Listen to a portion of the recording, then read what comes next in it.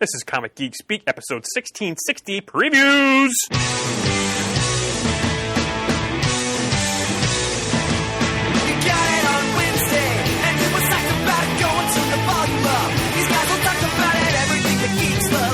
Laser beams, opinions like the seasons on everything you read in comics, movies, games, toys, artists, Comic Geek Speak, Comic Geek Speak, Comic Geek Speak, Comic Geek Speak, Comic Geek. Uniting the world's mightiest heroes, this is... I'm Brian Chrisman. I'm Shane Kelly. And I'm Adam Murdo. Comic Geek Speak. And welcome to the show. This is going to be our episode where we go through the latest previews catalog. This is the July 2017 previews catalog for items shipping to stores starting in September of 2017. And as always, these preview shows are sponsored by Discount Comic Book Service. Go to dcbservice.com for all your pre-ordering needs. I have this stuff almost like memorized because when you pre-order from them, right away, any DC, Marvel, Dark Horse, or Image titles are 40% off the cover price. Most other publishers are between 20 and 35% off cover price. And they're always running specials. Well, they'll have certain items for discounts of 45, 50, 60, sometimes even up to 75% off cover price. One of their staples, once again, when you pre-order from them any new DC or Marvel trade or hardcovers, they are half off cover price. And bundles, boy oh boy, do they have bundles. They are continuing, wow, this is still crazy, the DC Universe bundles. They have like 4 different bundles of like titles for half off cover price. Yeah, that's been going on for now nigh a year, I would say. They've got a DC Kids bundle, a Valiant bundle, a John Wick bundle. So check out the site for any of the specials. You can get your comics bagged and boarded. You can get them shipped to you weekly, twice monthly, or monthly. We've used them for a long time. They got great customer service. You can always, if you have to, maybe put in a late order. Sometimes it's been known to happen with some of us. Jane, looking at you. I've been doing really good. You've been doing pretty good. This year, I am within the first week. Boom. Set. Ooh, look at Shaney on the spot over there. Heck yeah, man. Right. So check them out. I don't want to forget again. At Discount Comic Book Service at dcbservice.com. I absolutely love the way this cover feels. I know I said it before, but man, I don't know what it is. Some kind of tactile enjoyment I get out of this drab cover. What I don't want to say drab. It's not like it's ugly. It's not. But man, whatever they use, It's kind of a semi-matte finish. Yeah, God, that's just great. All right, a couple other miscellaneous things to get out of the way first before we get too far ahead here. As you probably know, Spider-Man: Homecoming recently came out in the theaters, and we've all seen it. But we're going to try to have a discussion on it at a later time with Chris involved, because Chris is actually on vacation this week. We've actually also already recorded our next episode, so we'll try to be timely, but have a big discussion when we get Chris involved with that. So look for that in the future, perhaps like a Comic Talk episode, perhaps in the future. But overall, I mean, I enjoyed it. Everybody else, I guess, Loved it. Okay. It was a lot of fun. Didn't love it. It was some fun, but yeah. Okay, well, let's stay tuned, true believers. Whipped. That's right. This past weekend, I actually did go to the Garden State Comic Fest show. I actually went there for about 6 hours on Saturday. Oh, wow. Got there around 9, left around 3. Excellent. It was the Morristown at the arena, like the ice rink arena, where they actually took over 2 of the rinks and had set up a heroes section and a villains section in Nice. one, where they had all kinds of comic creators I mentioned before, and dealers. Of course, Chris was set up there with Wild Pig. He did pretty well when I was with him there on Saturday, moving some of his wall books. That's awesome. He had some Toon tumblers, he had some T-shirts, had a lot of trades, $2 issues. So he was doing pretty well. Excellent. And before we get too far, I forgot, Chris wanted to mention that since he's not here this week to record, and we actually have next week's in the can already, that he has an upcoming sale on Saturday, July 22nd at the Wild Pig Comic Store, 14 South Michigan Avenue, Kenilworth, New Jersey. It's from 10 a.m. to 6 p.m. It's their Build-A-Box sale. First of all, it's going to be 20% off all wall books, 50-cent comics, sticker price back issues that are already below guide, trades, manga, toys, toon tumblers, and board games. Now, the Build-A-Box takes part when, now it doesn't include the wall books, but if you buy a short box for $2.50, you receive 30% off any sale items you can fit in the box. That's awesome. Whether it's back issues, trade, toon tumblers, whatever. If you buy a long box for $5, you get 40% off everything you can fit in there. So if you want to check it out, it's Wild Pig Comics, 14 South Michigan Avenue, Kenilworth, New Jersey, Saturday, July 22nd from 10 a.m. to 6 p.m. I almost forgot about that plug since Chris is not here. And I got a few more autographs on the Who's Who bound volume. I got Bob Wyacek, Colleen Doran, and Keith Giffen. Awesome. And I went over to see Keith Giffen right as the con opened, and at his table, and he didn't have a banner or anything. He was actually just sitting on the side of his table, and I went to talk to him, and had about a 5 to 10 minute conversation with the man. It was great. Wonderful. I said, I want to tell you, I really enjoyed Sugar and Spike. And Shane, is there anything you want to tell me about Sugar and Spike? Anything at all? Me? Yeah, you. Not that I know of. No. No. You're not reading Blue Beetle? Yeah. Keith Giffen told me that they're appearing in appeared in Blue Beetle. I do think they were in issue 9, maybe, now that you say that. And were you planning on telling this at some point? No, I completely forgot. I had to hear it from Keith Giffen, the writer himself. You couldn't tell me about it? You're 5 feet away from me? I didn't even think about that. He just gave you the opportunity to hear it straight from the horse's mouth. You should be thanking him. Yeah. So that was I was surprised. I didn't know that. So that was really cool. And yeah, we had a nice little chat because there's nobody there. And so I was talking to him about Sugar and Spike. We talked about Blue Beetle. And he talked about how, people always ask him, what's your favorite comic you've worked on or whatever. And his answer is always pretty much the same. It's my next comic, whatever he's working on. Yeah. And then he told me that when he got his Justice League books, he gave them to the neighbor's wood chipper. What? he doesn't keep his comics. The wood chipper? That's what he told me. Oh, my God. Now, it could be yanking my chain because he's a funny guy and everything. So there's a much better than average chance that he is, in fact. Wow. But yeah, it was really just... Well, and I get that not keeping. I mean, if everybody has their thing, and if he doesn't want to keep them, I get that. Yeah. I remember getting to talk to him one time about Vexed. Oh. I used to love that book. I mean, it was only like 7 or 8 issues long. I wish that would have gone longer. I really enjoyed that. It was crazy existential fun. Mm-hmm. But wasn't. But yeah, I looked around. I was like, "There's nobody here quite yet," because it just opened. I'm going to talk to him, and we just kept talking. Yeah. Talked for 5-10 minutes. It was wonderful. That's great. Yeah, so that was very cool. It was a nice show. I found a couple. I found your copy for Shane of Batman Elmer Fudd. Yes, I appreciate it. Because you thought you ordered it. I did think I ordered it, and I'm going through my list, and I'm going like, son of a gun, I didn't order it. And I was talking to another dealer there, and he under-ordered it. Didn't know, like a lot of people. I mean, I didn't order it. But then of course I got it. I look at it, get it at cover price at a comic shop. Mm-hmm.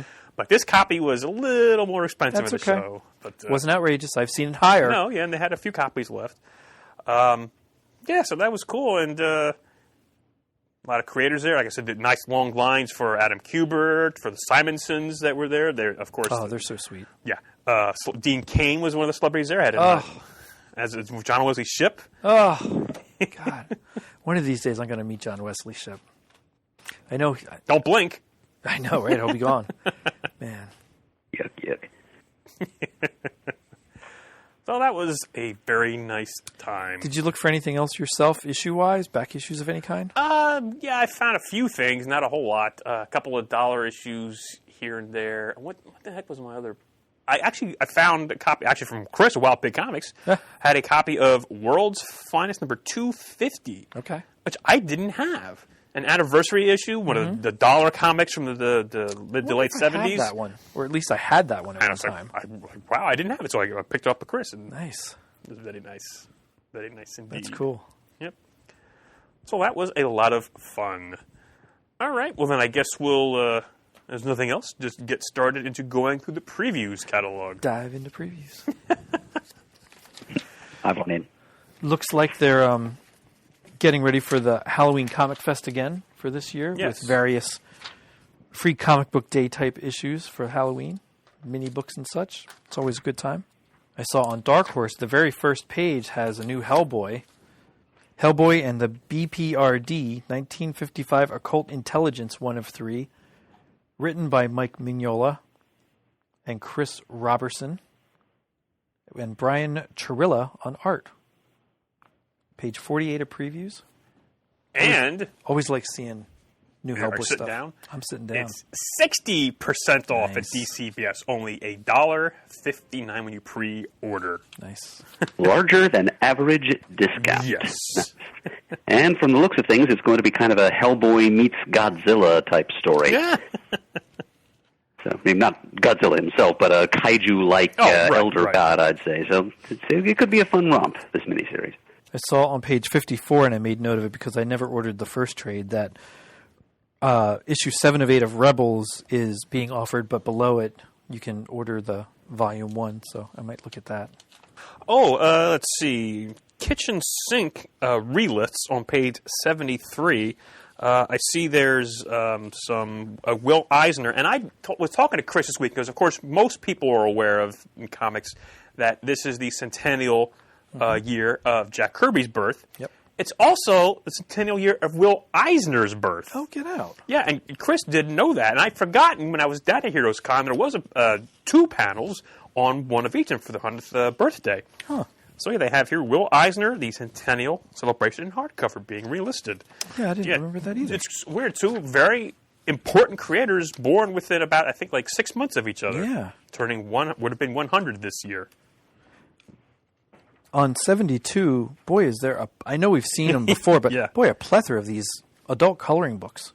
Do you still get any of those, Shane? No, I only ever got the one Doctor Who one that was a gift. Oh, that's right. I keep looking at them, and I don't, just because I don't have the time to do many of them.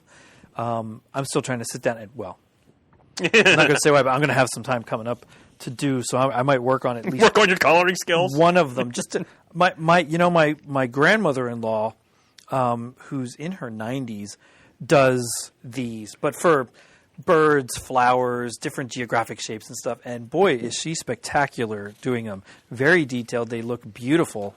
So I'm curious to try one myself and see if I can get it to look even as good as she gets them to look when she does them. They're just spectacular.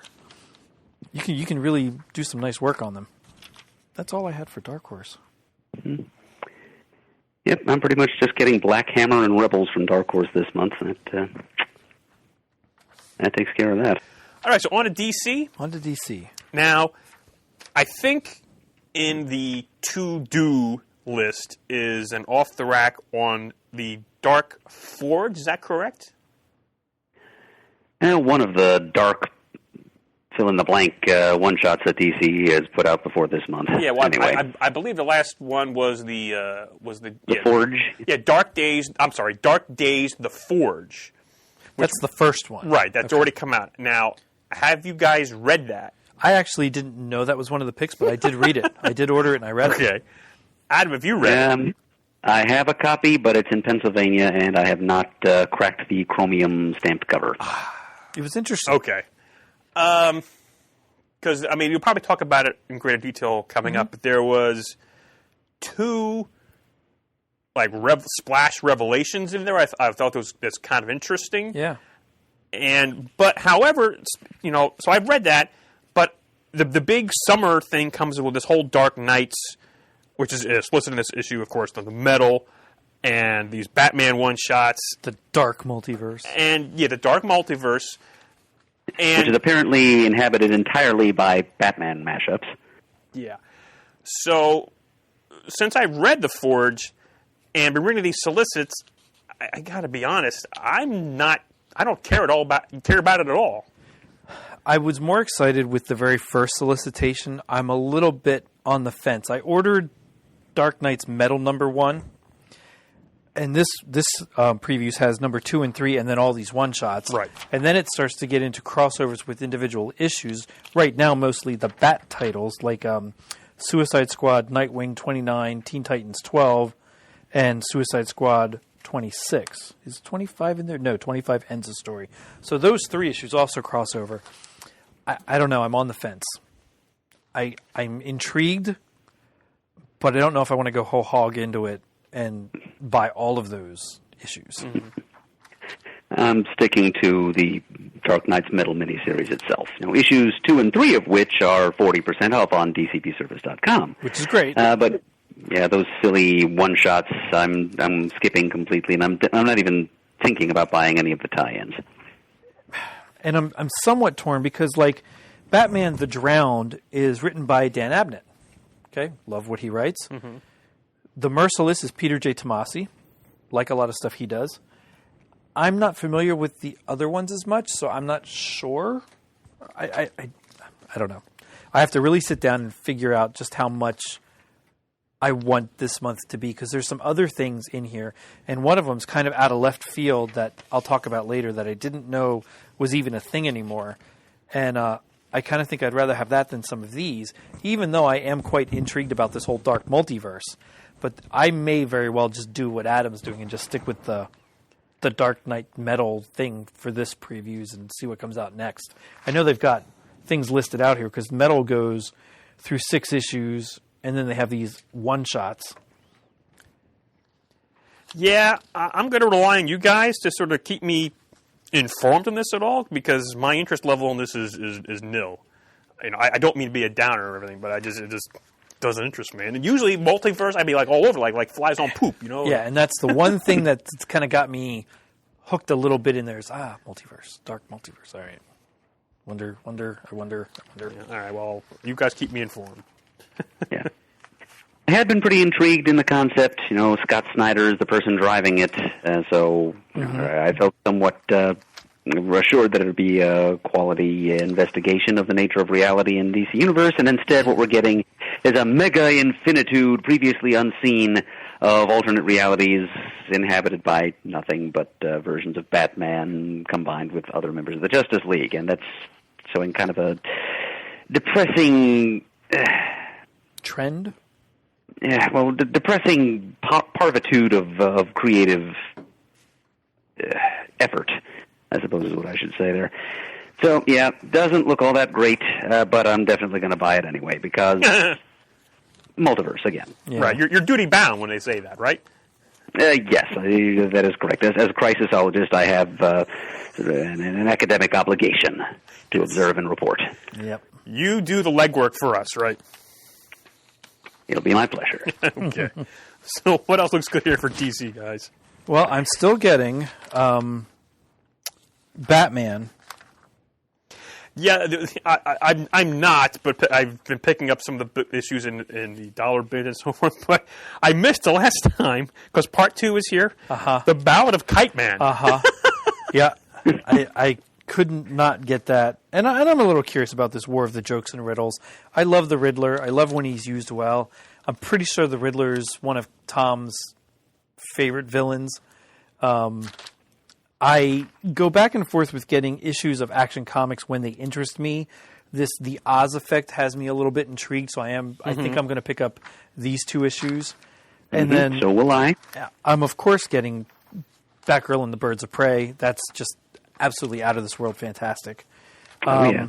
I may get Batgirl this month, but I have to go back and find issue 14 then, because that's part 1. But Right. I always like when Nightwing and Batgirl are doing comics together. Interesting because, oh God, I can't find it, but I think in issue 16 or one of the other ones, maybe there's either a story in one issue or a story arc dealing with more of Nightwing and Barbara's history. Yeah. So, which I may be interested in reading, but I don't think that's this story. I think it's an upcoming story. Yeah. So that'll be a future issue of previews to go through.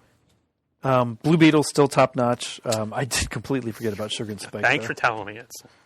God, it's just such a fun. And I have to go back and look at Justice League 3000 for something that, Yes. as I read it today... He told me about that as well. Go ahead. Well, it says right here in the solicit about a Flash of the 31st century. Yes. He told me about that, so... And I think I'm right in what I'm thinking, but I don't want to say it here for people who are reading it or haven't read it.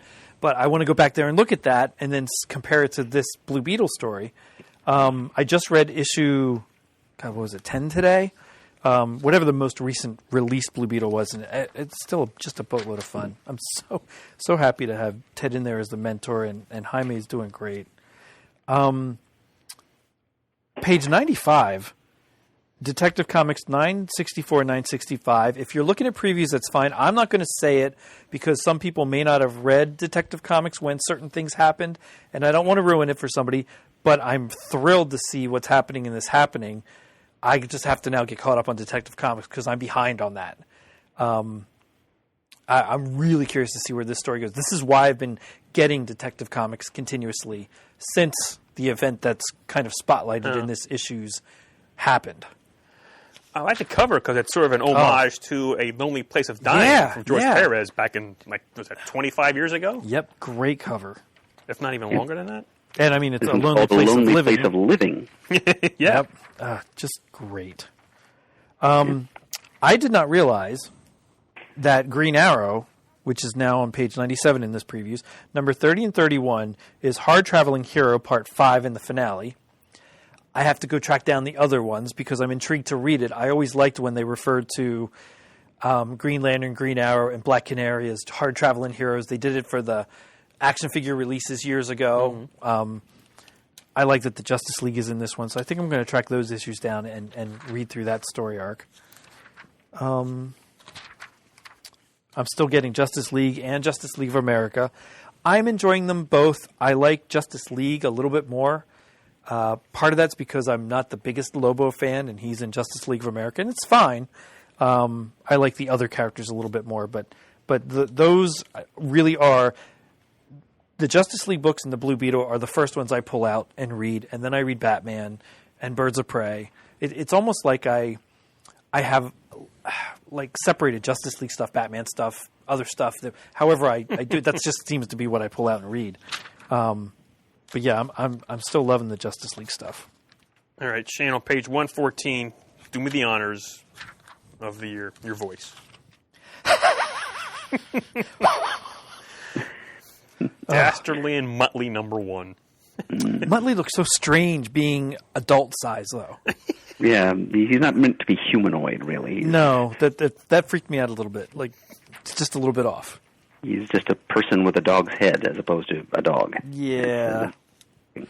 But still, it's written by Garth Ennis, art and cover by Morrissey, whoever that is, variant cover by Liam Sharp, and it is about Dastardly and Muttley. They're pilots. They're not trying to stop Yankee Doodle Pigeon this time. They're out to cleanse Earth's atmosphere of the radioactive element unstabilium, released into the air by the rogue Republic of Unlikely-stan. So they're sampling of the kind of humor that Ennis has in store for us. It's a 6-issue miniseries. I'm buying it. How about you guys? I'm not sure. That's the kind of thing I usually get a trade in. Okay. No, no. I mean, God bless him, but no, thank you. Harley Quinn 25th anniversary special on page 115. That seems weird to me that it's been 25 years. How about that? Yeah. I really Page want 116, we've got Wonder Woman meets Conan the Barbarian, written by Gail Simone, art by Aaron Lopresti, another 6-issue miniseries that I will definitely buy. I really want to get into Future Quest Showcase. I'm torn whether to get those issues or get trades of them. I'm getting the issues. I know. Thrilled that this series has returned to us in some form. Yep. Cannot wait for Mr. Miracle to come out. Issue 2 solicited. I like Scooby-Doo Team Up with the Challengers of the Unknown. It's number 30 on page 128. Including the seldom-mentioned fifth challenger, Dr. June Robbins, master roboticist. That Sholly Fish knows how to dig deep for his character cuts. Looks like Bug the Adventures of Forager has OMAC in it. Super Ginchi. Well, again, it's the year of Kirby's centennial. So. Okay, I was going to say, looking back in the collected editions, Go ahead. page 138, Batgirl, the Bronze Age Omnibus, Volume 1. Now, first of all, I would argue with you that there's a couple of Silver Age books in there, like her first appearance in Detective 359. Yeah. We're splitting hairs there. But this is a good idea because she never, at that time, didn't have a book of her own all backups. and was in and out, as you can see, in Detective, Batman, and the Batman family. Scattered issues all throughout. So they're collecting it all in one edition here, $100. Of course, half off through DCBS. I honestly have all of these issues. I have every single one of them. Again, have sort of scatteredly read some of those. Sure. But it's interesting. I think this is a time when she was going to college, and if I'm not mistaken, sort of got into politics. Does this ring true with you at all, Mert? Have you read any of these stories? I believe she was actually a congresswoman That's at right. one point in her history. I did not know that. Yeah. Huh. Continuity kind of forgot about it eventually, certainly after Crisis, but Right, yet that was a part of her backstory for a time. Yeah. She acquired a seat in Congress. Oh, even has Batman Family 1, 3 through 7, and 9 through 11. Oh, Not the easiest books to find. no, you're not kidding. And I think, oh God, I'm not sure those are the exact issues. I can probably check it out right now as we're chatting. But I have an original art page drawn by Bob Brown of the Batman family Oh, with Batgirl in it and Kathy Kane Batwoman. that's where you got it. Yeah. I'm just not exactly sure which issue that is. So as we keep going, I'll see if I can pull it. I very selfishly hope that they, like they have done with other omnibus Silver and Bronze Age type things, I hope they come out with trades, smaller. Do they come out with trades for a lot of the omnibuses? Some of them they have, because I'd really like smaller trades of this Batgirl one. On the previous page, 137, they have a 15th anniversary of Hush Deluxe Hardcover Edition. Not that I dispute that it's in production because it's an anniversary edition. I'm just surprised. I thought that's been redone so many times. Yeah, I mean, it has been quite a lot, as I recall. Nice to see the Demon by Jack Kirby trade paperback on 139. Yeah. All right. I'm wondering if this, I mean, I hope it's been reprinted before, but if it's for a centennial, it's being reprinted now. I just don't remember seeing it before. Ah, yes, Batman Family number 10. I have page 14 with the Cavalier Nice. on it. Page 140 and 141, a couple of interesting solicits to me.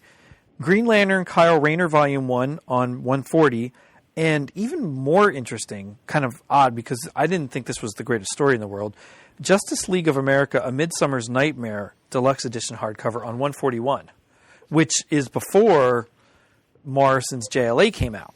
I remember that. That's Mark Waid, and it was sort of kicking off. Oh, I didn't mean to yell there. Kicking off, getting the team back together again. Yeah. I mean, it's a fine story. Don't get me Sorry, wrong. getting the band back together again. But it's not my favorite. I'm curious as to why this collection, why a hardcover, why now? Is there a reason, or they're just, oh, hey, we never put this out there? Well, yeah. I mean, put it out if you have stuff sitting in the back burner that hasn't been Yeah. reprinted, or just keep putting it out, sure, why not? You want to make money? Go for it.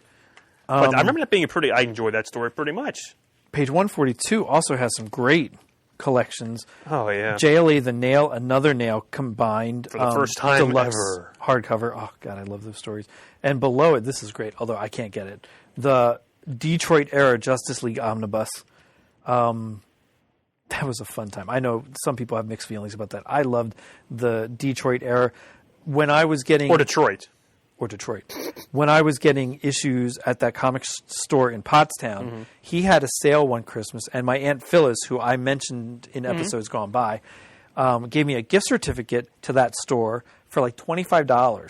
And at that time, that Christmas, he had a sale, half off all back issues, and they were 50 cents. So I bought all kinds of Justice League issues from this era, including that annual that you see there pictured, all for like half of what my gift certificate was, so I could still buy more later. Oh, nice. Oh my God, it was great. I had a great time that Christmas.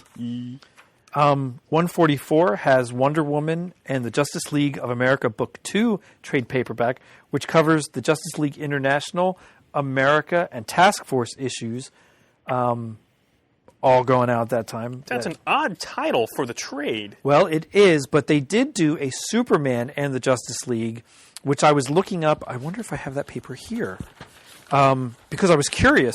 When they did the Justice League International hardcovers and then some trades, they did 5 volumes of it, which eventually took into doing Justice League and Europe, doing them in chronological order, releasing them in the trades. Oh, right. Okay. So that took them to like issue 35 or something like that of Justice League International. I don't remember what it took them to of Europe.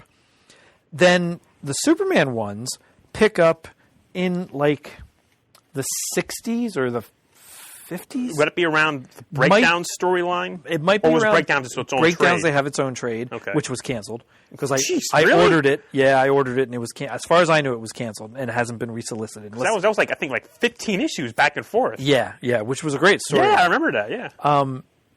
The Superman ones cover a certain block of issues, and these cover, the volume 1 and 2 cover a certain block of issues, but there's a bunch missing between the 35 and the Superman ones, which I don't think were all encompassing of breakdowns.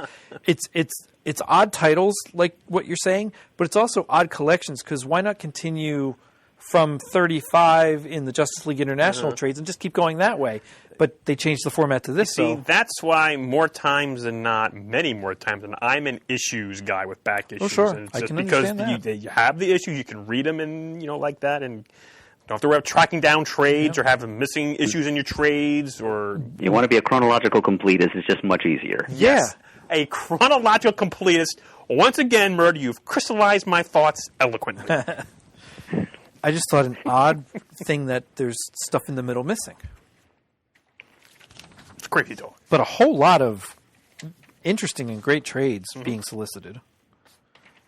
Page 149 has a designer series statue, Superman by Neil Adams, which looks fantastic. And a Batman black and white of Batman by John Romita Jr. That's all I got for the DCs. IDW has some interesting stuff, too. Are we going on to If IDW everyone's next? ready for Anything, that. Adam, anything from DC from you, or we might have missed? Well, I think so. Actually, let's do the lightning round where we just real quick say everything we're buying from this company. Okay. I'll go first. All right. So, Dark Knight's Metal number 2 and 3. I am doing that. Both issues of Action Comics, the Oz Effect story, background on the Birds of Prey. Both issues of Batman from Tom King. I might get the first part of A Lonely Place of Living in Detective Comics. That's kind of a maybe. Superman number 30, written by Peter Tomasi. It's part 2 of a Superman teams up with Sinestro story. Great DC Comics Presents style team-up tale there. Happy to get that. I'm still getting Titans by Dan Abnett every month, so I'll get number 15. I don't know if you noticed this, Shane, but on page 112, Wonder Woman number 31, the second of 2 issues released in September, is going to be written by James Robinson. Oh, no, I First did part not of a new notice arc that. written Huh. by that guy. I might have to put that on the list. And then there's Dastardly and Muttley, Wonder Woman and Conan, Batman the Shadow, number 6. Yes, despite Matt's protests, I'm going to stick it out to the end with this one. Future Quest Showcase, number 2. Mr. Miracle, number 2. The Wild Storm, number 7. I'm getting Scooby-Doo Team Up. I'm getting Bug, The Adventures of Foreigner from Young Animal. And I think that does it for me. How about you guys? I'm getting Dark Knight's Metal 2 and 3, Nightwing 28, Action Comics 987 and 88, Batgirl and the Birds of Prey 14, Batman 3031, Blue Beetle 13, both Detective Comics, both Green Arrows this month, which is not normal for me, all 4 Justice League books in the 2 titles, Titans 15, Mr. Miracle 2, and I may add that Wonder Woman issue on there. Mm-hmm. And I want to say that I'm going to get the Justice League Nail hardcover. I have to check and make sure I don't have a trade of that, though. If I do, I'm going to skip it. You don't have the issues? I do. That's just one of those things that I'd like to Okay. reread every now and then, and I wouldn't mind a trade of it or hardback. Wow, you guys just shocked me there. Now, I didn't complete my cart yet, but I have my cart full at my computer at home. But I wanted to go through the preview guide. Yeah, I wanted to go through the previews of the guide, see if anything else caught my eye. I have 11 comics in my cart total. And you guys just went through about that many for DC. Well, some of that's hurt, and I'm still not thrilled with this, but some of that's hurt by the double issue shipping stuff, which drives me crazy. And again, also there's no Silver Surfer anymore, which I was always getting. This month there's no Motor Girl or Sex Criminal, so but I only have 11 comics in my cart right now. Beyond the DC stuff, because I have what I've written down is what I will probably order. I'm also, and I know we're jumping ahead of stuff, but I'm going to get the part 4 of the Star Trek Mirror Broken. 0, 1, and 2 I've read. Fantastic. Chris had mentioned about that in the email that I should read. I am. It's a fantastic. And J.K. never disappoints in the beauty of his artwork. It's just spectacular. And then from Marvel right now, this month, I'm still sticking with just the Star Wars stuff. And that's pretty much it. I don't have any other Marvel hero stuff in there to get at the moment. Okay. All right, so then on to IDW? Mm-hmm. Okay. Page 154 and 155 totally blew me away to see this. Star Wars Adventures number 1 and 2. Yeah, wasn't this announced at the Celebration? Yep. I don't remember saying that IDW was doing it, though. I just assumed it was going to be Marvel. I think we talked about it because we might have, and I forgot. Because I think at the time we said, well, I thought Marvel had the license. Because we had a very brief discussion on that. And we might have. They didn't discuss, I think, any creators, just that it was going to be the title and it was going to be an IDW. Star Wars Adventures. Still blows me away that IDW has it. I mean, that's great. It looks like a fun book. Just these couple pictures. It looks just well-drawn, fun adventure book. No pun intended to the title. Page 157 has DuckTales number 1. Now, hang on a minute. I'm sure there's going to be a special discount on the Star Wars Adventures. Yes, half off. Oh, excellent. Half off number 1. That gives it more credence that I'll get those. Either cover. Well, actually, I guess the A or the B covers. Yeah. 157 has DuckTales number 1. I am so gangbusters excited for this cartoon to come back out. Oh, so I'm sorry. They have 2 issues listed right there. They do have 2 issues listed right there. Yeah, but the first issue has 2 covers. Either one of the 2 main covers is half off the DCBS. This DuckTales cartoon with David Tennant doing the voice of Scrooge McDuck, I cannot wait. I think Chris had asked in the last time one of the shows that you were not on, Shane. How are you going through with the Mask stuff? I've gotten all the regular Mask issues. I was trying to get all the stuff that they're in around IDW, but I started to get a little bit lost in some of the event things that they were included in. So I'm sure I might be missing issues. I know that issue 10, which was solicited last month, is the last Mask issue, yet they are appearing in this first strike. Oh, okay. I don't know how I feel about that. I would rather see just a Mask comic. I don't know if it's going to be relaunched at some point. So I'm torn about getting this only because of money. Not because I don't have an interest in reading it. It's strictly about the money. These are each $3.99 issues, these first strike things. I don't know. I'm torn whether to get that or not. But I did also just see, interesting side note, that San Diego Comic-Con has an exclusive action figure bundle you can get for $100, which is probably why I won't get it, even if I had a way to get it. But one of the figures included is Matt Tracker from this Mask series from IDW's relaunch. Oh, okay. Along with a lot of the other mainstay characters like Rom and Action Man, I think a G.I. Joe figure, all surrounding this whole universe they're trying to build. I'm sorry. I just had a thought when you said it was $100 and you couldn't afford it. Why don't you switch the price tags? I know, right? I know. A good old I'm going to go to San Diego and say, hey, has a statute run out on that crime of yours yet? Yes. I hope the hell it has. Can't believe- That was 30 years ago. Yeah. Never mind that man behind the curtain. I'm sorry. It always makes me laugh. Oh, boy, were we crazy when we were kids. 173 has Mirror Broken, number 4. Again, great series. I love Mirror Universe stories, so I'm a sucker for it to begin with. Page 184 has Alex Toth's The Case of the Curious Classic Artist Edition Portfolio. This actual one is actually affordable when it comes to these artist things. It's only $39.99 regularly. But yeah, I can't go down that path anymore. But I think it's 16 plates. Is that what it says in there? Yeah. Yeah, they're a lot of fun to look at, though. Mm-hmm. Page 188 and 189 has a bunch of interesting things. Archie, A Celebration of America's Favorite Teenagers. Popeye Classics number 11. Popeye Classics issue number 62, I should say. Popeye Classics volume 11. And then, of course, some Weird Love. Have you gotten any Archie trades lately? No.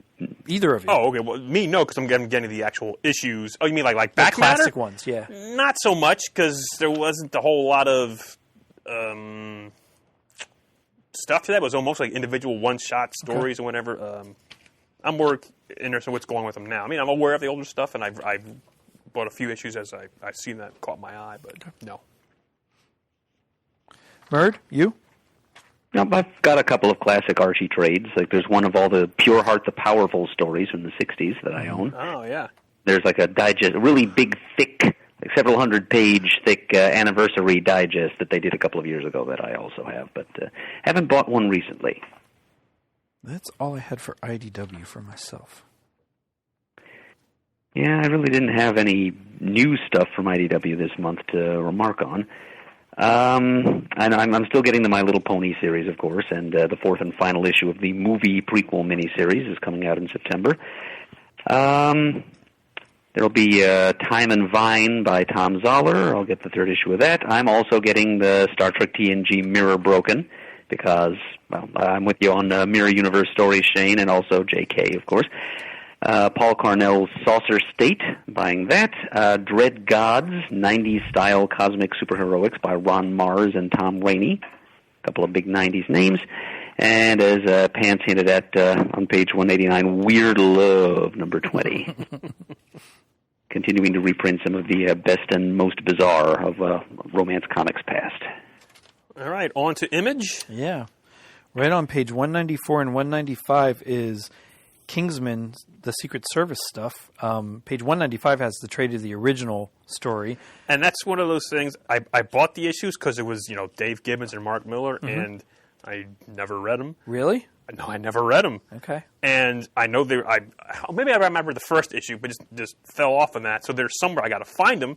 Because, of course, I know there was a movie that came. There's now a sequel, and I hear good things about it. And I didn't even see the movie. I'll be honest, this is one of those cases where I forgot that this was a comic, saw the movie. I got it when it was out on DVD or something. You have it on DVD? I don't know. I don't remember if I bought a digital copy or if I have the DVD thing. I'll look. If you have a DVD, I want to borrow that. Okay. Fantastic movie. Fun. Is that Samuel L. Jackson's also in that? Yeah. Crazy and fun stuff. Oh, God. Colin Firth, I think, is also in that? Yep. Okay. Yep. And then I didn't know they were making a sequel to the movie. And then I saw that trailer out of the blue, not too distant past. Oh, my God. So now I'm curious to get a hold of the trade to read the first If I find my issues, I'll trade you the issues for the movie. But to have Kingsman, the Red Diamond miniseries, 1 of 6 coming out, that should be fun. The movie's a lot of fun. I don't know what other people think about it. I really have not heard of many people that have seen it that I know, but that doesn't mean anything. I just haven't talked to them about it. It was a lot of fun action, James Bondy kind of stuff. Okay. See, page 196, I've got an interesting sounding new series here from writer Cy Spurrier, who's known for producing some pretty strange concepts in series form. He was the writer of that X-Men Legacy series a few years ago, starring David Haller, alias Legion. He also wrote Six Gun Gorilla.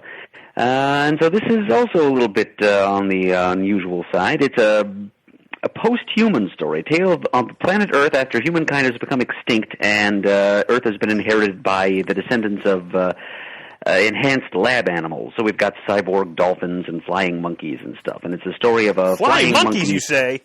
I do say flying monkeys, Brian. And the star of this story is, in fact, a flying monkey named Cora, who doesn't want to surrender her wings and settle down and raise a clutch of monkey hatchlings, I guess. She wants to retain her independence. So it's kind of a universal human theme in a post-human world. It's called Angelic. First issue is on page 196. Looks like weird fun. And with most of Image's #1 issue through DCBS, it is half off cover price, only $1.99 for issue 1. Up on 208, I noticed that Image has Royal City Volume 1 by Jeff Lemire. I'm intrigued to read that. A few other interesting new things here. On page 201, we've got a series called The Realm with art by Jeremy Hahn. It's kind of a sword and sorcery survivalism story about people trying to get by on Earth that's been overrun by mystical threats, dragons and sorcerers and things. So for Hahn's art, I might try that. On page 202, we've got something called Retcon. That beautiful word alone is enough to make one pick up one's ears. The solicitation copy is a little abstruse. It says, the reboot of a comic book miniseries that has never existed begins with an all-new, all-different issue #1. Time to travel back and jump in on this comic while it was new. Oh. Clear as mud. Yeah. But I wasn't... my interest was piqued enough by this to actually do a little additional research. So here's a little blurb I found on Image's website. In Retcon, a group of paranormal adventurers faced with an impossible threat keep shutting down alternative timelines in order to prevent the ultimate destruction of the solar system. This is only to find themselves reinvented in a similar, albeit retconned, situation back in issue #1 on a parallel Earth facing the same enemy. So we got timey-wimey here, Shane. Yeah, that's not a bad thing. It's going to be pretty meta. I think I may have to give this series a try. And again, half Then- off. Is it indeed? All right, then. All the more so. And then on page 203, Scales and Scoundrels, which looks to be a good old-fashioned D&D style adventure treasure hunt kind of thing with dragons and gold pieces and stuff. On page 212 is the solicit for the Divided States of Hysteria #4. And this is one of the few places you'll see that covered there because they changed the cover for release. There was a big brouhaha online. I'm not sure of all the details on it, but I know that it got a lot of folks up in arms, and the cover has been withdrawn and will be the new cover coming out for issue #4. Oh, wow. I missed that. Well, I mean, it's Howard Chaykin. I think when we first saw the issue, I think Chris discussed, this could be interesting with the whole, Howard Chaykin and his thoughts. And yeah, it's got people talking and people complaining, obviously, as well. Wow, I just realizing just how long this is still. Page 219 has Invincible Volume 24. Wow. That was really all I had for Yeah, I was saying a Image. lot of single issues or things coming up from... Ongoing series. Anything else from Image from you, Adam? Well, sure. Now remember our new commitment to telling the listeners everything we're buying. So let's run down the continuing series we're still buying this month. I'm getting Crosswind again by Gail Simone and Kat Staggs. I'm getting 2 books with the word "kill" in the title: "Kill or Be Killed" and "Kill the Minotaur." It's going to be Killer. Rock Stars by Joe Harris. I'm going to get that. And somewhere in here we've got The Wicked plus the Divine up to issue #31. I'll buy that. How about you guys? I don't have anything else from Image to buy other than The Kingsman and The Realm and Retcon. Plus, I didn't get the memo that it was a commitment to tell listeners what we were buying. I wasn't aware of that. Because, I mean, my cart is like 11 books and like less than $30 total. And I mean, I think I'm getting Walking Dead from Image, and I think it might be it from Image this month. I don't know where else I'm getting. Yeah, my cart's going to be a lot more expensive than $30, I guarantee you. All right. Are we on to Marvel then? Sure. All right. Marvel Legacy #1 is the big thing this month. And it says here, Marvel Legacy, this is from Axel Alonso, the editor-in-chief. Marvel Legacy is where Marvel's rich history and limitless future converge. Across the entire line, bold stories will excavate gems from our past and weave them into something new, reminding you why the Marvel Universe remains the richest tapestry for fantastic storytelling. Fanboys and fangirls, we've got your hearts in our sights, but if we blow your minds along the way, that's cool too. And issue #1 here, Jason Aaron, Asad Ribic. Cover price of $5.99, but it's 64 pages, and everything starts here. It begins at the dawn of human race and ends with a child's prayer. In between, empires fall, mysteries brew, secrets are revealed, quests are undertaken, and legends are forged, all leading up to the dramatic return you've been waiting for, and one you've been dreading. So far, I've been avoiding most of the spoilers. I think that part of the legacy is they're going to go back to a lot of the renumbering for a lot of the titles. Does that sound what you guys have heard? I had not heard that, but I wouldn't be unhappy if that happened. Okay. Sounds familiar, but it could just be I'm remembering the other several times Marvel has promised to return to Legacy number That's and true. only to abandon it again a year or so later. That's right. And I believe that this comes out on the last Wednesday of the month, Okay. which means I'll get my shipment with my book in it within a few days, hopefully by like Saturday, so I can go off the internet for a couple days and Yeah. have to have it come in the beginning of the month and be spoiled by it, so I can buy it and actually read it unspoiled. Yeah. But this, as opposed to what's going on with DC, has me intrigued and doesn't have me jaded. I'm not sure where that's coming from, but that's my honest take on this. I'm buying the Thor Generations in the issue before with the old and the new. So I am looking forward to this. Now, I wish I could get the Alex Ross cover, but that's a variant cover. So I'm getting the regular cover for $2.99 with, I guess, I'm not sure who's doing it, but I'm getting the $2.99 half off cover through DCBS. And like I said, Shane, I will give you my... Well, I may be talked into getting that issue. well, who's going to talk you into it? It's No, just... Well, you're buying so much else. Why not buy another thing? I'm sorry. No, not like that. God, you guys. It's intriguing. I'm always turned off anymore about Marvel only because how many times they continue to renumber everything, and I'm so almost lost in what storylines that there's older Marvel stuff that I would rather read that I've never read because I know its place in history. I know what seems good and what interests me. A lot of this stuff is so all over the place that I just don't know if I care until it gets calmed down again, if that makes sense. Okay. Well, I mean, like I said before off the air, if you want my digital code, you can have it because I'm going to buy the issue. I appreciate it. And I'm looking forward to that. And like I said, it's weird to me because this I'm looking forward to, and the dark stuff from DC, not so much. And then, but in a similar way, this has just as many different one-shot things going on. True, but I'm as the other sticking with just the main title. Okay. And then on page 18, A New Runaways, which I remember I've read the first and maybe the second volumes of that. I think there was like 3 different volumes of that. Yeah. So I have them all in like hardcovers. And I think Mike Norton did some work on that. And I think Terry Moore, did some work on those. And I'm not sure I've read those. Mm-hmm.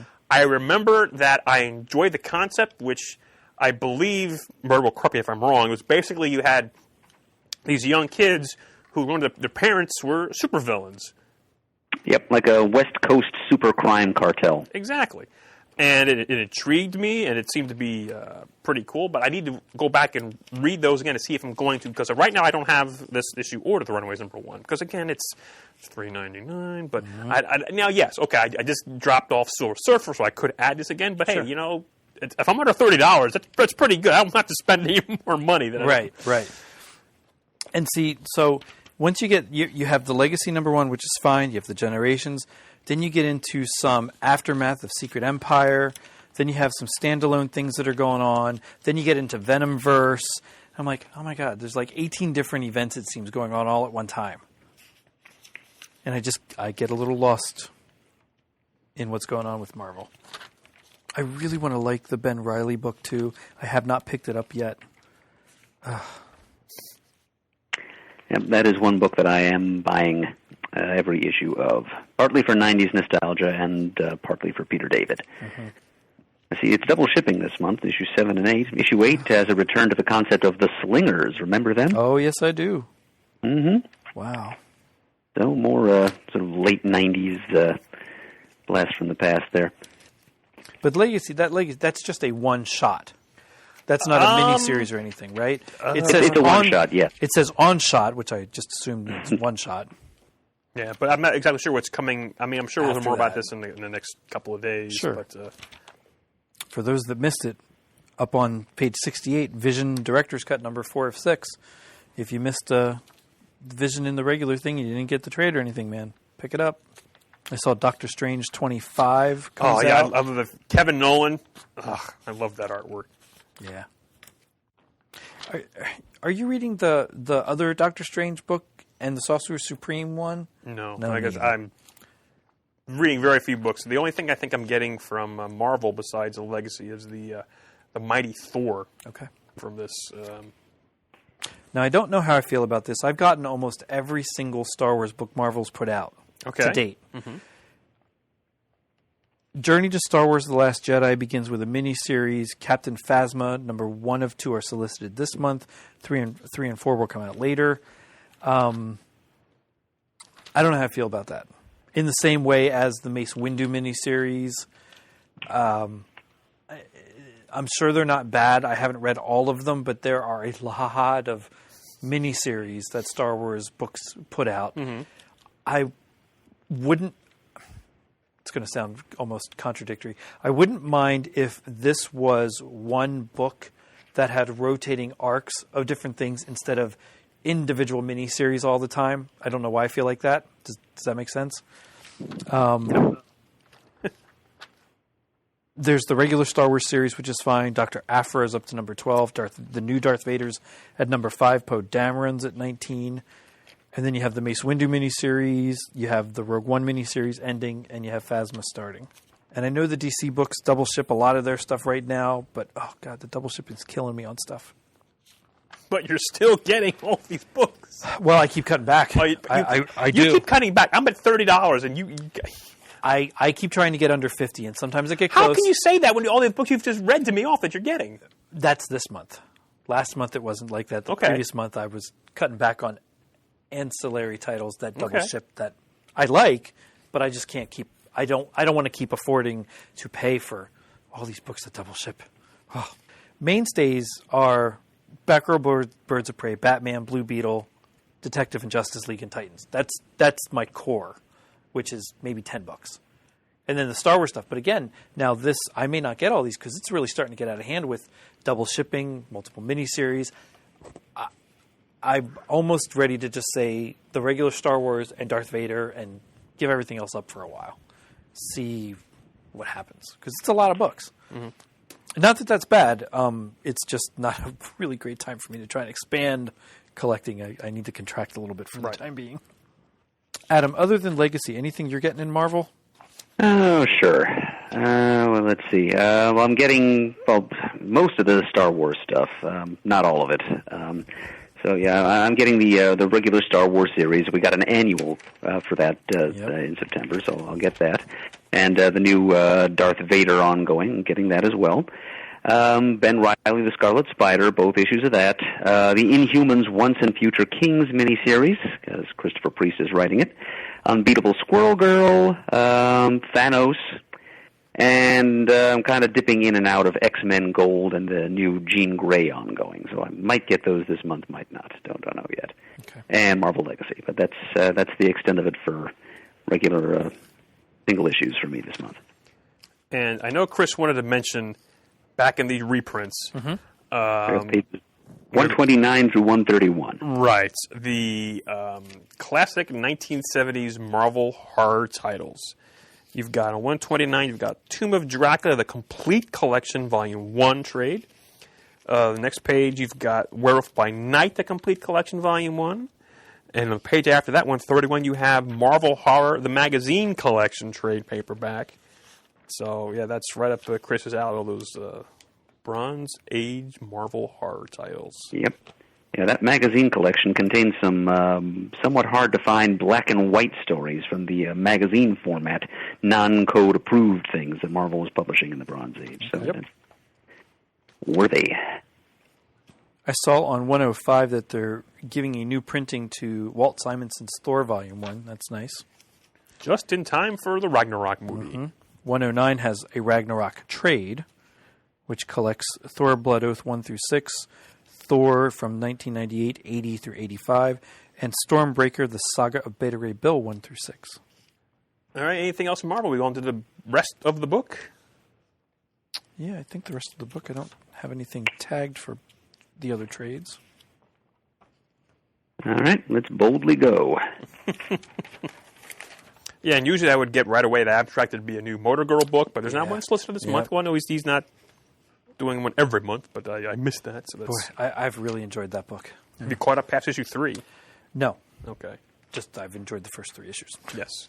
On page 252, where Motor Girl should be, we've got AC Comics bringing out a new Charlton Comics periodical here called The Charlton Arrow, resurrecting a couple of strips from Charlton's past, including yet another new incarnation of Nick Cutie and Joe Staten's E-Man character. Plus, we've got the return of Monster Hunter by Paul Kupperberg and a new character by Roger McKenzie. Chris would be happy to see this, called Mr. Mix-It, who appears to be kind of a bizarre amalgam of a bunch of different Steve Ditko created characters, like Blue Beetle, Spider-Man, Creeper, and Captain Atom, and probably the Question, too, all in one character. Wow. That's for a mere $7.99. And you get it for 35% off through DCBS at $5.19. Choice. Action Lab Comics, page 256, the second issue of Toyetica, which again is a series that takes place in a world where tiny pixie-like beings make a living serving as models for toy companies. Interesting concept. And on page 258, our friend Dave Dwanch's Infinite Seven series continues, with a special flashback revealing the secret history of the Infinite Seven's archenemy, Chimera. Page 262. Now, this looks really interesting. This is in the Aftershock section. It's a new series called Dark Ark, written by Cullen Bunn of The Sixth Gun and a lot of other cool stuff. It's about... it's set in the time of the biblical Great Flood, when Noah built his famous ark to save all the animals 2 by 2. Apparently, dark supernatural diabolical forces instructed a sorcerer named Shay to build another ark to rescue all of Earth's supernatural monsters from the cleansing flood. So it's this giant floating menagerie of horrors, vampires, dragons, and other mythical beasts, and it's about the sort of infernal intrigues and social politics that develop on this giant ship full of monsters. It sounds kind of irresistible, and it's great Halloween reading, so I'm definitely going to take a shot at the first issue of Dark Ark. Which is 45% off through DCBS at $2.19. Excellent. So economical, it's scary. Page 277 has an Underdogs Classic Volume 1. Yeah, I saw that because they don't have a new book out this month. Yeah. Something tells me American Mythology is not going to prove very good about regularly producing new content for these Yeah. Well, I mean, these properties they buy up. they're not under any obligation to have it a monthly, I don't believe. It's not like it's late. It's just they're not doing it monthly, which is fine. A lot of books are, bi-monthly. Yeah. Just looking at their past track record with things like Three Stooges and Pink Panther, And they're not really impressive. Okay. Gosh, my next thing was all the way up in Boom. Just before we get to Boom, I've got on page 300, it's that time of year again, Simpsons Treehouse of Horror, 23rd consecutive annual issue. Page 302 and 303 has an Old Man Jack, Big Trouble in Little China, number 1, following more adventures of Jack Burton. I just love that movie. 305. Yes, you do. 305 has the Power of the Dark Crystal 7 of 12. Oh, God, that can't end soon enough so I can get a hardback of it, hopefully.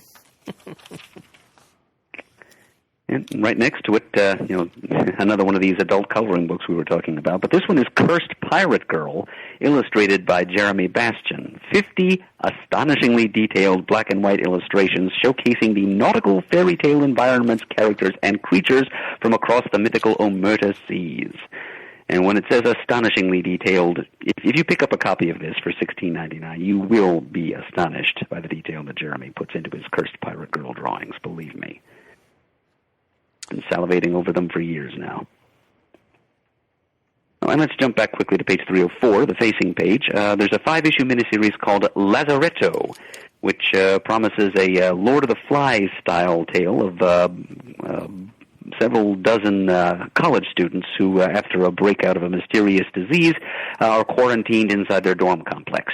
And it's about the sort of makeshift little tribal society that develops. If you want to try that out, the first issue is 50% off at dcbservice.com.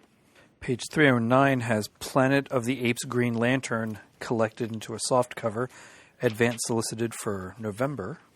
And a bunch of things on page 316 that I'll be buying. The 8th issue of a Steven Universe ongoing, and not one but 2 specials from Over the Garden Wall, continuing Boom's not adaptation, but the stories spinning out of and inspired by the Cartoon Network miniseries of the same name, which is kind of an old-timey, early 20th century American Oz-type fantasy flavor to it. I haven't missed an issue of that. And so this month, September, they've got issue number 18 and also the 2017 special. Up on 326, if anybody missed it in days gone by, Cartoon Books has Bones Tall Tales trade paperback resolicited. Or new printing, or however you want to say it. I have a few things in Dynamite. All right, go ahead. Page 332 and 333 has a John Wick comic coming out, kind of intriguing. I didn't think the first movie was all that well received, but I could be wrong because they made a sequel and now there's a comic. Kind of interesting. Page 334 and 335 has a new Sheena, number 1 coming out. There is a J. Scott Campbell cover for that. There is, on page 340 and 341, some James Bond information. James Bond Casino Royale hardcover, an original graphic novel. Ian Fleming's literary debut of British Secret Service Agent 007 is stylishly adapted to the sequential art medium by Van Jensen and Dennis Calero. That's kind of interesting to me. I like Casino Royale, the story. Kind of intrigued of how that would look or read as a graphic novel. And then 342 has The Librarians number 1 based on the TV show on, I think it's TNT, which isn't bad. I like the standalone movies just a little bit more, but the show's not terrible. I have watched not every single That's episode. high praise. The show's not terrible. Well, and I mean that in... Damning with faint praise, as Jamie used to say. That's right. It's enjoyable, but it's not something that I sit down every week to watch. I'll let it build up on my DVR, watch some episodes. If something doesn't look so great in an episode or I get tired of it, I'll switch to another episode. But I do like the first 2 out of the 3 movies. The third movie is pretty good too, but I like the first 2 a little bit better. Page 343, we've got a Fruit Ninja comic book. Based on the video game, which I have never played. But you know what? I'm going to buy the first issue of this comic because, I've said it for years, we need more fruit-based adventure comics in this marketplace. When have you ever said that? Are you kidding me? I said, not necessarily within earshot of you guys, but don't you remember that... Don't you remember that Fruit Man comic from Harvey in the 60s that I picked up at Heroes Con a few years ago? No. Well, I definitely showed it to you. I actually mentioned it on the Time Bubble a while ago. But yeah, that was fairly silly, and it was about a fruit stand operator who also has the superhuman power to turn into fruit, and he uses it to fight crime. And this is about a bunch of ninja fighters who have honed their mystical skills by chopping fruit with their hands, and apparently they have fruit-themed costumes too. And it's colorful, and they practice the art of juice jitsu. Seriously. So this is my kind of silly fun, and I'm going to buy it. So there. All right, well, the only fruit-based thing I want to see is more grape ape stuff. Oh, hey. Oh. Total sidebar. And there is a huge pop figure of him I saw at the Comic Con. Is there really? Oh, my God. I almost, I can't buy it. But I was like, that's grape ape. Grape ape. Grape ape. Total sidebar. If you're on iTunes, there's a Hanna-Barbera anniversary title that you can get with a bunch of different titles. Is it a book? Is it a comic? No, is it a music? it's cartoons. Cartoons? On Okay. iTunes. Uh-huh. However, there is a certain amount of free episodes. Ooh, and if it's free, it's for me. It's a free episode of Grape Ape. It's the Hair Bear Bunch. Oh God, what's another one? Not Jackie Chan. That's not right. What's the Chan Clan one? I don't know. Charlie Chan and the Chan Clan cartoon. There's like 5 or 6 of them that just the first episodes are free. And I downloaded all of them because it's a hell of a lot of fun to watch them. Okay. And one of them's Grape Ape. Oh, it was so much fun to watch that. Page 357 has something interesting to me. And I'd love to know how this works. There's a Vampirella Executive Replicas figure. It's $149, which is astronomical. It's not astronomical. It is to me. Okay. It's 1/6 scale, which it's a pretty hefty size. It's the same scale as the Superman Neil Adams one from earlier in the issue. Absolutely, as well as the Sideshow Star Wars things. Sure. What's interesting is this is posable, but there's no joints. I'd love to know the technology that did this. If it's like a rubber coating, kind of like what the who produced the Enterprise figures in the Star Trek line, that they had a certain amount of rubber to them that didn't allow you to see the hip joints or the certain other joints, so that it looked more natural of a figure, like a person. I don't know. But that's the part that interests me is how do you get this thing to pose with, and if you pose it and you do it often, how does it not rip? Because, rubber wears down over time. Sure. I'm going to have to look that up and do some research just from a toys perspective. I'm intrigued by this. Well, you do that and report back to us, sir. I will. That's your assignment. Okay. Let's see. I can go all the way up to Oni Press. Good heavens, that's a hell of a long way. Well, let me interject here with something from Fantagraphics. Go right ahead. On page 372. It's by Roger Langridge, the man who produced all those great Muppet comics for us a few years ago. Mm-hmm. From Fantagraphics, he's returning to his creator-owned character Fred the Clown in a new 96-page softcover called The Iron Duchess, which is Langridge's love letter to, as he puts it, heartbreaking slapstick comedies of the 19-teens and 1920s, spun for a contemporary audience. It's almost wordless, it says. It's just the Langridge's visual storytelling at which he excels. So it's going to be funny and silly and tragic and wistful. You'll laugh, you'll cry, you'll pay $19.99. Or less at dcbservice.com. You said Oni, Shane? I did say Oni, which is all the way up on page 414. I had started reading letter 44 way back when, but I fell off on it. I did not realize that it has been out so long that there are now 5 trade paperbacks out there. I may have to jump back on that at some point. I really enjoyed that book at first. And then I think cost caused me to stop, but I like that there's trades of it out there. Let's see if we're looking at Oni, page 408. New series from Paul Tobin called Made Men, which is about a special task force police officer in Detroit who is also a descendant of Baron von Frankenstein, who uses some of the family know-how to bring herself and some of her fellow officers back from the dead after they're gunned down in the line of duty. And so I guess it's the tale of what happens after that, when mortality is no longer part of the Detroit police officer's job description. Made Men. More good Halloween reading there. I see on page 411 a little blurb about coming next month in previews, an Invader Zim comic. I know that. I think they've actually been publishing one for a while. Have they? Maybe it's just taking a month's hiatus, I think. Okay. It's nice of them to reassure us that it'll be back, though. Yeah.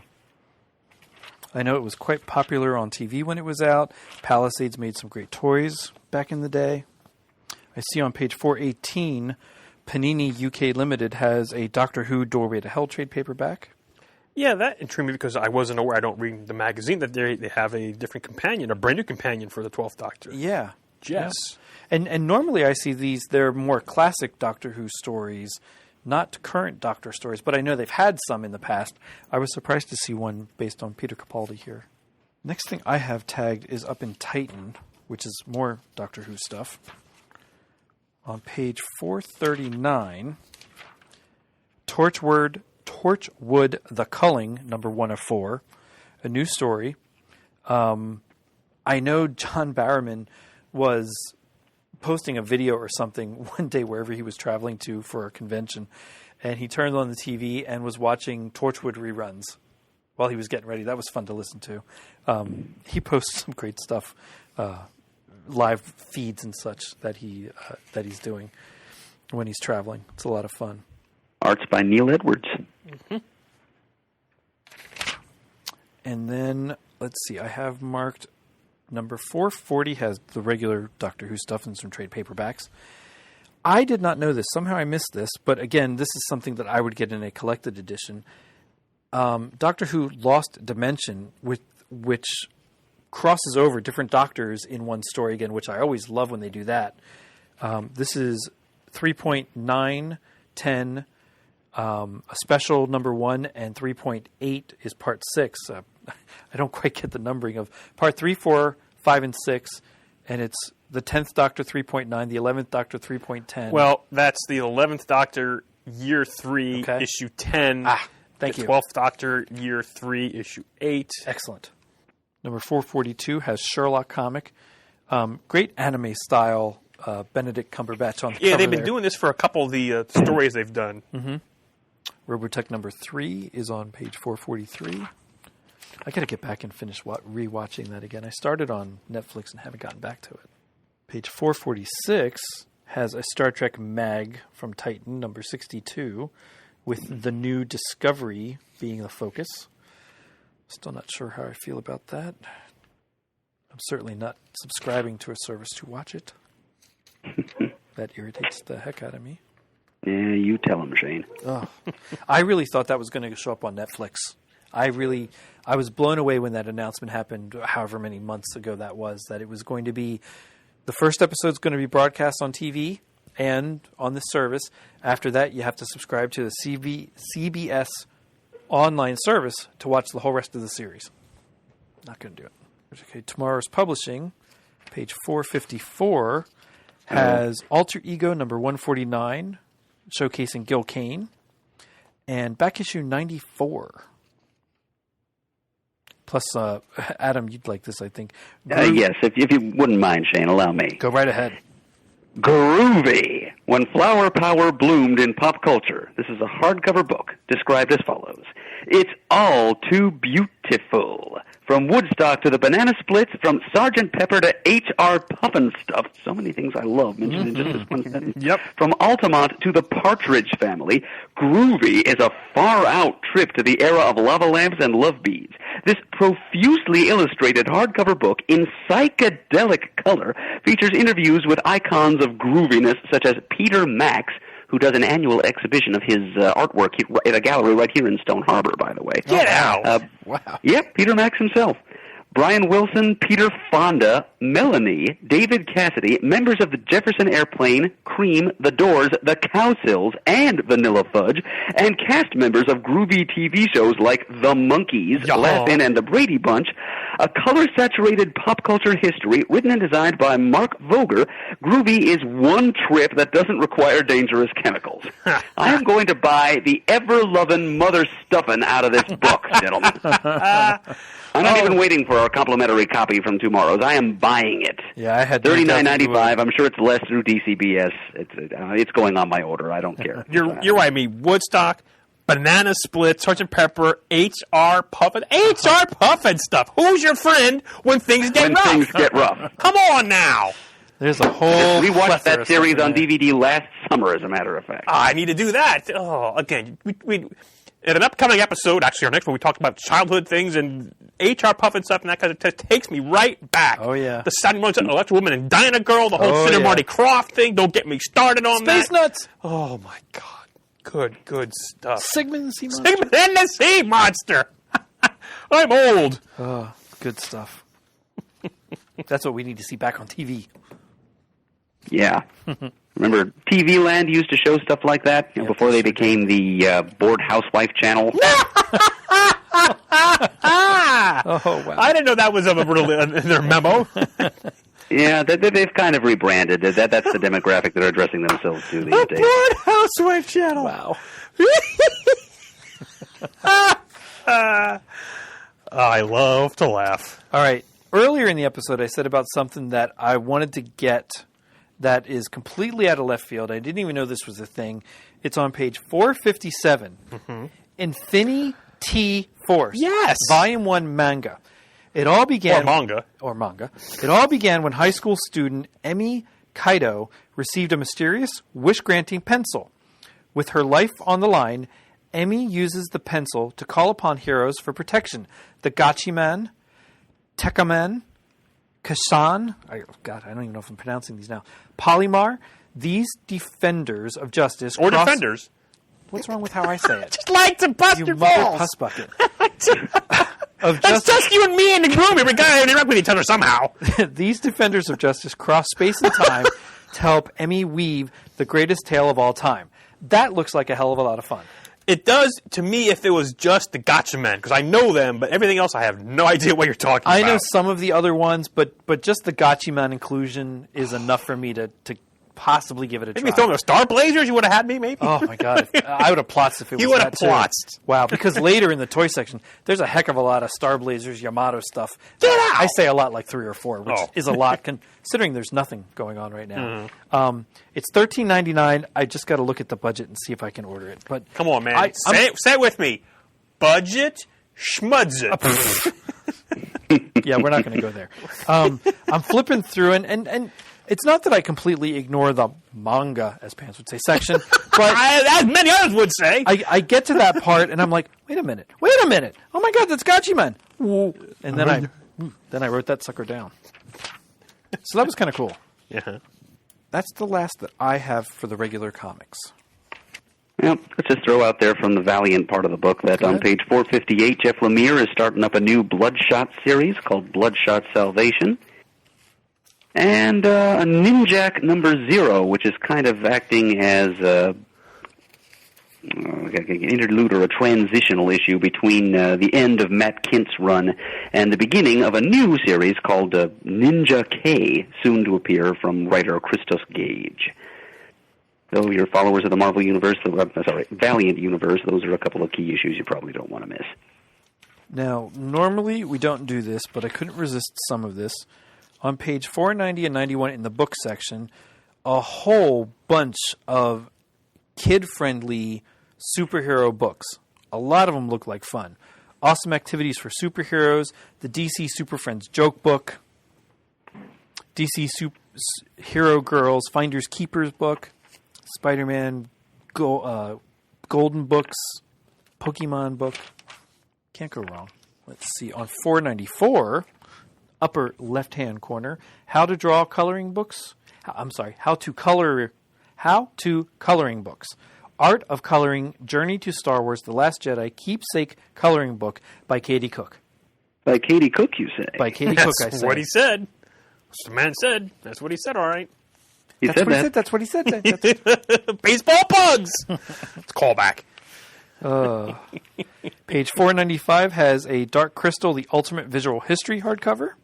494 has a Lego Batman movie, The Essential Collection slipcase. I think the mystery minifigure is the Penguin in Arkham Asylum jumpsuit. Oh, spoilers! Sorry, How'd you figure that out? because I saw an advertisement for it on Amazon. Okay. Page 497 has Heroes and Villains, a photographic odyssey into the world of cosplay with a great 60s Batman picture on the cover. Let's see, page 500 has a whole mess of Star Wars stuff. 501 has a couple things too, lots of kid-friendly things. That Mad Libs, Star Wars Mad Libs, that's the same one that we bought my kids 10 years ago. Good to see Mad Libs are still around. Paper R2-D2 model. That's all I have written down. Brian, have you turned to page 584 lately? Let's see, I have now. Oh, my goodness! No, I didn't see Oh, my that. ears hurt. I'm sorry. That's okay. The Monkeys vinyl figures from Titan. Not the best likenesses, especially for Mickey. But I can't buy that. That's half my order just buying one of those guys. Can all be yours for a mere $72.50. Yeah, it could be, but I've got to draw the line somewhere, and that's why I don't usually stray to the back of the book for those kind of things. It's too tempting. I know, but I stray a little bit, especially for 548 and 549. The Funko Pop section has Batgirl, Batman, Bookworm, Catwoman, King Tut, and Mr. Freeze action figures solicited again. 550 and 551. There's a Darkwing Duck Negaduck figure, as well as Darkwing Duck figures of Darkwing Duck, Gosselin, and Launchpad. And then new Justice League for the upcoming movie, so don't look at those pants, on 551. I'm always intrigued, although I really can't afford these, the 1-12 action figures I see. They're 12 inches tall. There's Marvel, DC characters. This one that I see is a Daredevil yellow costume cover character. Adam, anything else from you want to talk about in the previews? Nope, just wanted to tempt you with those monkey things. Monkey. Oh, but actually, as we record this today, 7/11, it's Prime Day. It actually is the 50th anniversary of the release of Pleasant Valley Sunday. Oh, nice. And if you're a detective enough, you can actually find my singing that song karaoke somewhere on the internet. But it's not I'm as not going to hidden. tell you where. It's not as hidden as you think. I found it done too long ago and listened to it. Well, I'm going to have to hide it again then. I guess 7-Eleven Day could be Big Gulp Day, too, if you're... so Yeah, inclined. it is. Is it? Yeah. From 11 a.m. to 7 p.m., you could have gone in and gotten a free small Slurpee at 7-Eleven. Nice. Yes. All right, well then that'll wrap it up for us here for our previews episode. And once again, this episode is sponsored by Discounts Comic Book Service. Go to dcbservice.com for all your pre-ordering needs. Visit us at comicgeekspeak.com. To send an email, the address is comicgeekspeak@gmail.com.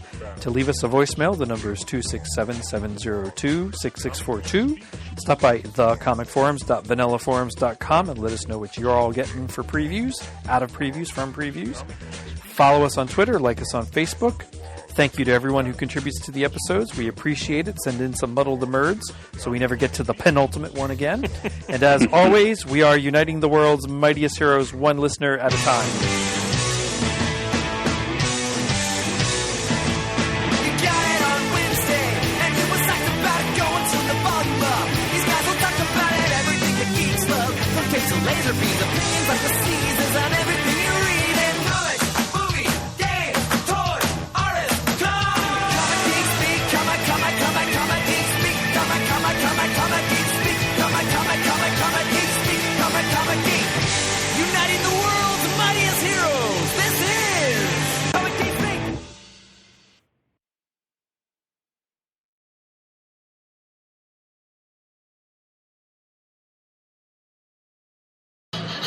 Creature comfort gold. They don't live no muscle, make it hard for me to see. My thoughts all seem to stray to places far away. I need a change of scenery.